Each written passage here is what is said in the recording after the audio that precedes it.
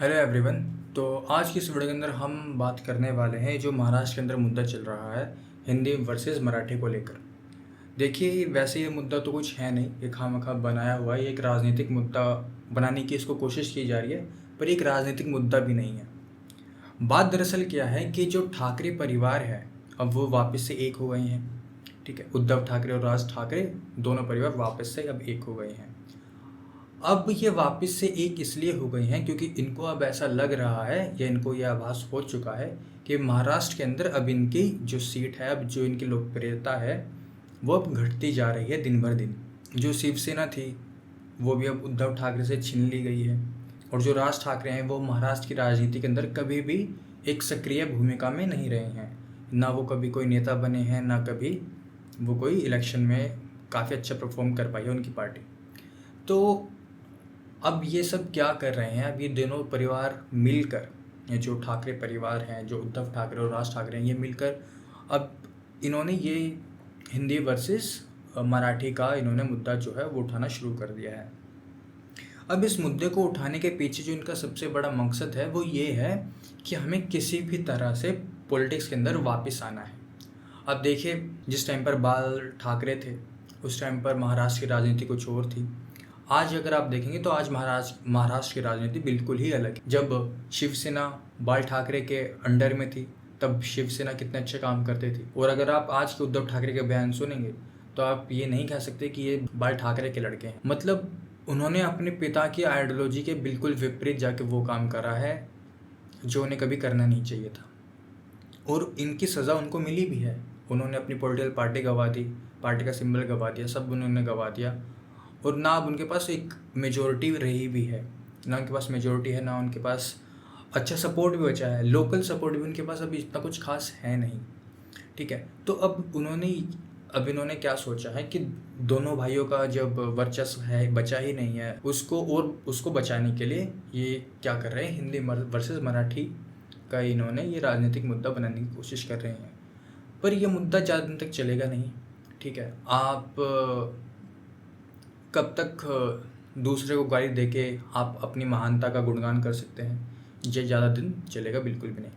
ठीक है, और अगर आप ये देखें कि महाराष्ट्र के अंदर सिर्फ मराठी लोग रहेंगे या वहाँ पे हिंदी लोग, जो हिंदी भाषी लोग हैं, वो वहाँ नहीं काम कर सकते या नहीं रह सकते, तो इस तरीके से उन्हें जो पूरी की पूरी फिल्म इंडस्ट्री है वो भी बंद कर देनी चाहिए जो मुंबई के अंदर है। शायद उद्धव ठाकरे या जो राज ठाकरे हैं वो शायद भूल गए होंगे कि महाराष्ट्र के अंदर ही मुंबई है और उसके अंदर ही हिंदी फिल्म इंडस्ट्री है, और जो गवर्नमेंट का टैक्स आता है वो भी फिल्म इंडस्ट्री से काफ़ी आता है महाराष्ट्र की गवर्नमेंट को। शायद वो ये भूल गए हैं। तो अगर उन्हें इतना ही मराठी से प्रेम है और हिंदी से नफ़रत है, देखिए ये बात मराठी से प्रेम की नहीं है, ये बात है हिंदी से नफ़रत की। आपको मराठी से प्रेम है, होना चाहिए, सबको अपनी भाषा से प्यार होना चाहिए। आप अपनी भाषा का प्रचार प्रसार करें, कोई दिक्कत नहीं है। आप स्कूल बनवाएं, आप कॉलेज में लैंग्वेज मैंडेटरी करें, कोई दिक्कत नहीं है। पर आप दूसरी भाषा के कंधे पे रख के बंदूक चला रहे हैं, वो एक गलत बात है।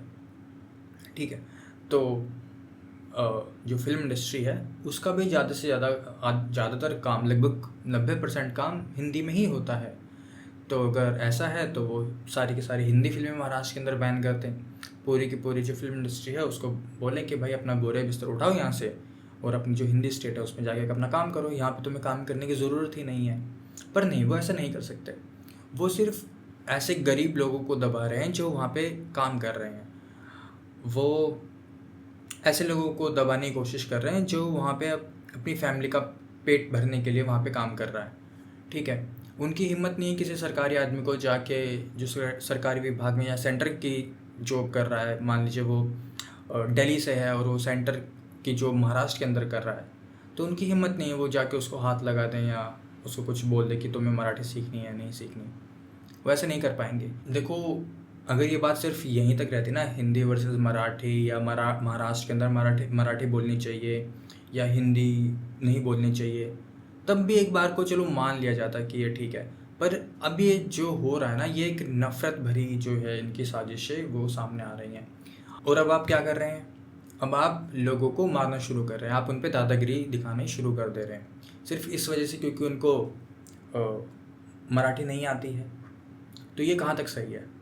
अब आप खुद ही बताएं, अगर मान लीजिए कोई महाराष्ट्र का आदमी अगर वो मान लीजिए दिल्ली आता है, तो क्या वो दिल्ली के लोगों से कैसे कम्युनिकेट करेगा? ठीक है। और कम्युनिकेशन की बात भी अगर आप एक बार को छोड़ दीजिए कि भाई ठीक है, अगर मान लीजिए किसी महाराष्ट्रियन को हिंदी बिल्कुल भी नहीं आती है, तो गूगल ट्रांसलेट है या बहुत सारे ट्रांसलेशन एप्लीकेशन है, उनसे काम चलाया जा सकता है। ठीक है, आज के टाइम पे लैंग्वेज का तो कोई बैरियर ही नहीं है। अगर लैंग्वेज का बैरियर होता तो हमारे इतने सारे इंजीनियर्स, इतने सारे डॉक्टर्स और इतने सारे जो वर्कर्स हैं, प्रोफेशनल्स हैं, वो दूसरे देशों में जाके काम कैसे कर पाते? मैं सिर्फ यूएस और यूके की बात नहीं कर रहा, या ऑस्ट्रेलिया की, जहाँ पे सिर्फ इंग्लिश बोली जाती है या मैक्सिमम इंग्लिश स्पीकिंग पॉपुलेशन है। बट जैसे जर्मनी हो गया, पोलैंड हो गया, यहाँ पे जो लोकल लैंग्वेजेस हैं उनमें भी हमारे देश के जो प्रोफेशनल हैं जाके अच्छा काम कर रहे हैं।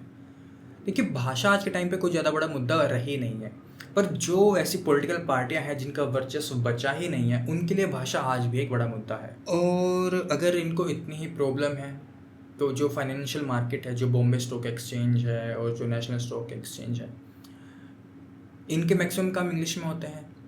या देखा जाए तो यहाँ पे जो ज़्यादातर काम करने वाले लोग हैं ऑल ओवर इंडिया, वो मैक्सिमम जो मेजॉरिटी ऑफ पीपल है वो हिंदी बोलते हैं, तो उन्हें उसमें भी ताला लगा देना चाहिए। देखिए, ये जो मुद्दा है ये शुरू कहाँ से हुआ? अगर आप देखेंगे तो सबसे पहला ये जो मुद्दा है ये शुरू हुआ तमिल वर्सेस हिंदी को लेकर। और देखिए, जो इस तरह के मुद्दे होते हैं जैसे Tamil versus Hindi, Marathi versus Hindi, Kannada versus Hindi, ये जो सारे मुद्दे हैं ये पॉलिटिकल पार्टीज़ के मुद्दे हैं, ये अपना वर्चस्व कायम करने चाहती हैं। पर ऐसा बिल्कुल नहीं है। अगर आप लोगों से जाके पूछेंगे कि भाई तुम्हें क्या हिंदी में कोई प्रॉब्लम है, उनको नहीं होगी।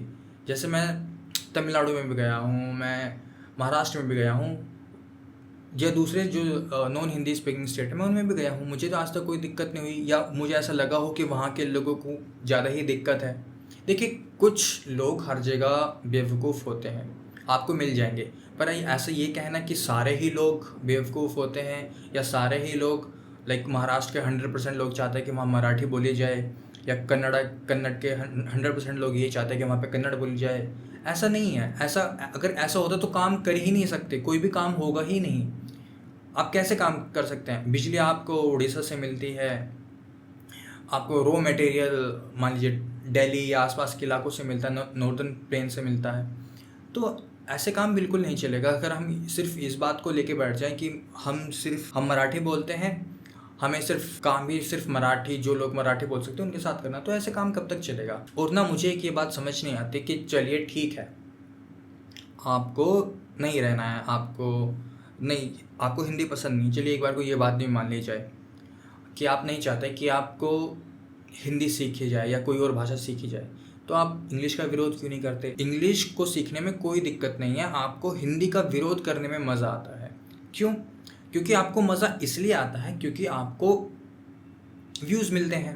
और मेरा मतलब व्यूज़ का मतलब ये यूट्यूब के व्यूज़ नहीं या इंस्टाग्राम के व्यूज़ का मतलब है कि ज़्यादा से ज़्यादा लोग आपको देखेंगे।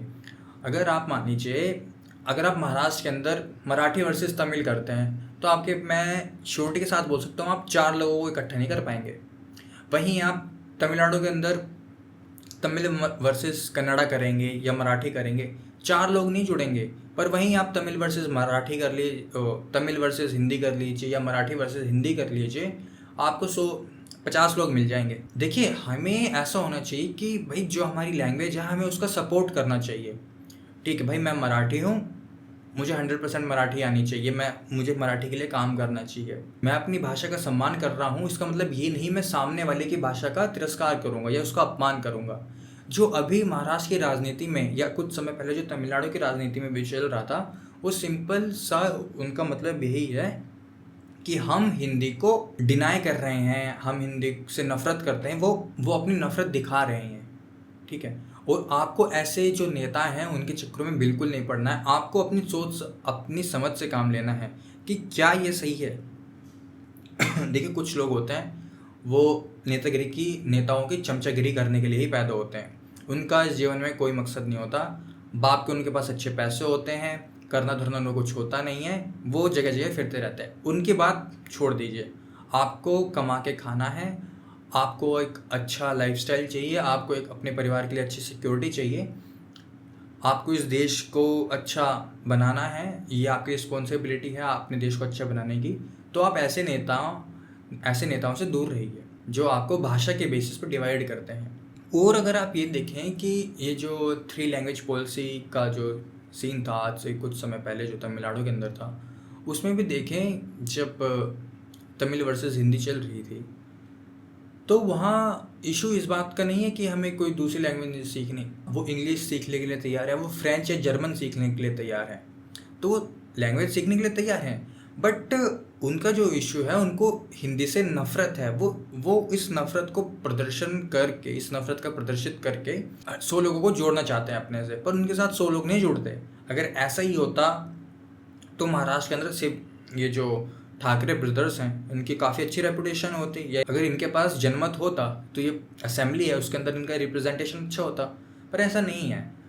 और जहाँ तक बात है भविष्य को लेकर, तो भविष्य में भी अगर इसी मुद्दे पे लड़ते रहे तो इनका कोई रिप्रेजेंटेशन कुछ अच्छा होगा भी नहीं असेंबली के अंदर। और ये जो इशू है ना, मराठी वर्सेस हिंदी या लैंग्वेज वर्सेस लैंग्वेज का जो इशू, ये कॉलोनियल माइंडसेट है, ये अंग्रेज़ों ने हमें दिया है। अंग्रेज़ों का कहना है कि भारत जो है उसमें अनेकता में एकता है, पर ऐसा नहीं है। हम सब लोग एक हैं और डिफरेंट है, ये हमारी स्ट्रेंथ है।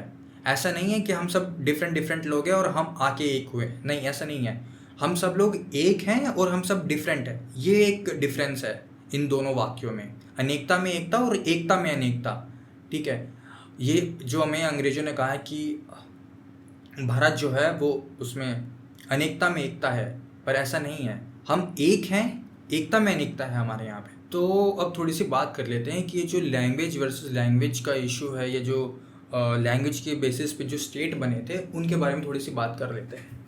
तो क्या हुआ कि आंध्र प्रदेश के अंदर, मतलब उस टाइम पे जो मद्रास प्रेसिडेंसी थी, उसके अंदर एक जो है वो स्ट्राइक होती है, हंगर स्ट्राइक।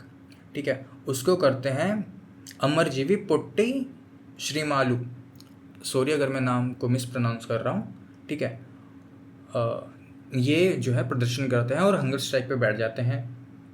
ठीक है, 56 दिनों तक वो हंगर स्ट्राइक चलती है और उनकी मृत्यु हो जाती है। इनका श्री मल्लू जी का कहना था कि हमें जो है वो मद्रास से, हमें जो तेलुगु स्पीकिंग पॉपुलेशन है उसके लिए हमें एक डिफरेंट स्टेट चाहिए। पर उस टाइम जो सेंट्रल गवर्नमेंट थी या बाकी गवर्नमेंट्स थी वो इस बात को डिनाई कर रही थी, क्योंकि अगर हम देखिए लैंग्वेज के बेसिस पे सबको स्टेट देने लगे तो भारत के अंदर बहुत सारी लैंग्वेजेस हैं, हम कितने स्टेट्स को मैनेज कर पाएंगे। और जब 1952 में उनकी मृत्यु हो गई तो सेंट्रल गवर्नमेंट के ऊपर अच्छा खासा प्रेशर था कि वो अब जो है तेलुगु स्पीकिंग जो है वो स्टेट क्रिएट करें। और फिर धीरे धीरे इसी तरीके से लैंग्वेज बेसिस पे स्टेट्स जो है वो फॉर्म होने लगे। देखिए कुछ स्टेट ऐसे हैं जहाँ कोई इशू नहीं है लैंग्वेजेस का। आप केरला चले जाइए, आपको कभी नहीं देखने को मिलेगा कि मलयालम वर्सेस हिंदी है, या आप उड़ीसा चले जाइए कि उड़िया वर्सेस हिंदी है, आपने कभी नहीं सुना होगा ऐसा कुछ। सिर्फ इन स्टेट के अंदर ही, ये जो कुछ स्टेट हैं इनके अंदर ही ये राजनीति इसलिए हो रही है क्योंकि यहाँ के जो पॉलिटिकल पार्टी है, जो यहाँ की रीजनल पॉलिटिकल पार्टी है, उनके पास कोई अच्छा विज़न बचा नहीं है। वो अब यही अपनी लैंग्वेज का यूज़ करके अपने लोगों को गुमराह कर रहे हैं ताकि वो थोड़ा सा जो उनका जाता हुआ सपोर्ट है उसको हासिल कर पाएँ। और आखिर में मैं आपसे बस एक यही बात कहना चाहूँगा कि देखिए हम सब लोग एक हैं। हम इस वजह से एक नहीं है क्योंकि भारत एक देश है, हम इस वजह से एक है क्योंकि हमारा कल्चर एक है, हमारी वैल्यूज़ एक हैं, हमारे एथिक्स एक है, हमारी सोसाइटी एक है, हमारा सोसाइटी स्ट्रक्चर पूरा एक है। जिस तरह के लोगों का स्वभाव यहाँ पे है, जो वैल्यूज़ उनकी यहाँ पे है, वो सेम वैल्यू आपको तमिलनाडु के स्टेट में मिल जाएगी, ये सेम वैल्यू आपको महाराष्ट्र में मिल जाएगी, कर्नाटका में मिल जाएगी, या उड़ीसा में मिल जाएगी, इवन बंगाल में मिल जाएगी। देखिए ये जो लैंग्वेज का इशू, ये जो राजनीतिक पार्टियाँ बना रही हैं, ये वही राजनीतिक पार्टियाँ हैं जिनके पास कोई विज़न बचा नहीं है। इनके पास अब कोई विज़न बचा नहीं है, तो इसलिए अब ये क्या कर रहे हैं, अब ये लोगों को गुमराह करना शुरू कर रहे हैं कि ताकि ये जो है मीडिया के अंदर इनकी हाइप बनी रहे, थोड़ा बहुत लोग इनको जो है वो जानते रहें, चाहे बुरे काम करके ही जाने। देखिए किसी को मारना अच्छी बात नहीं होती, अगर किसी पार्टी को ये लग रहा है कि आप किसी को मार के धमका के आपकी लोकप्रियता बढ़ रही है, वो एक धोखे में रह रहे हैं, खुद को भी धोखे में रख रहे हैं और सामने वाले अपनी पार्टी को भी। तो चलिए, धन्यवाद। आज की इस वीडियो के अंदर इतना ही। मिलते हैं आपसे जल्दी।